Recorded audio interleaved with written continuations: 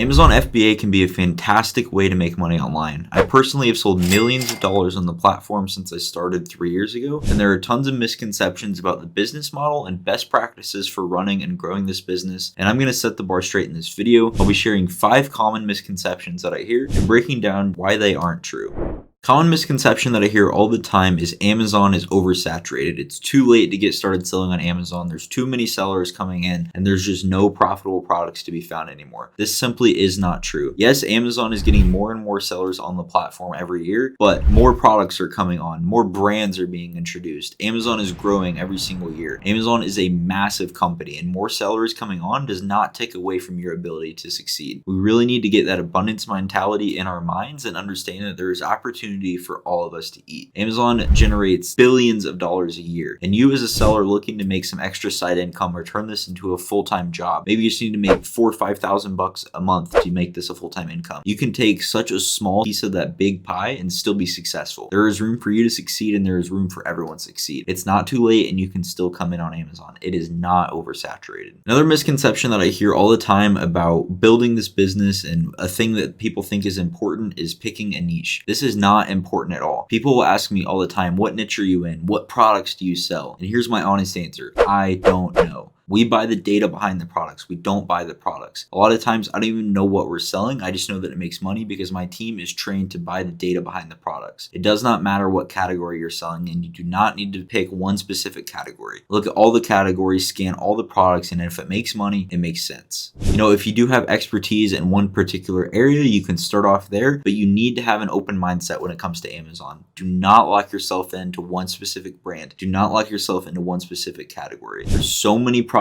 and categories, hundreds of millions of products on Amazon. If you're locking yourself into one specific area, you're going to be missing out on so many other things. Don't focus on items that you think you're going to sell. Don't focus on items that you would buy. Focus on the data behind the products, and this will allow you to scaling your arbitrage business to be more successful. Another big misconception that I hear, especially from beginners, and this is something that I thought early on too, is people will often think that when you're doing FBA, you're selling the products to Amazon. I kind of thought this whenever I was first looking into it, and I've had several people ask me about this too, but I just want to clear up, you don't sell your products to Amazon. What you're doing is you're buying the products yourself, you're sending them to an Amazon warehouse, and then through the FBA program, Amazon is shipping the products to your customer on your behalf. You're still the one selling the product, and you'll get paid after the customer receives their order. You are not selling to Amazon. You're just using them as a medium. You're using their platform. You're using their distribution service in order to reach your customers and get your products to your customer after a sale happens.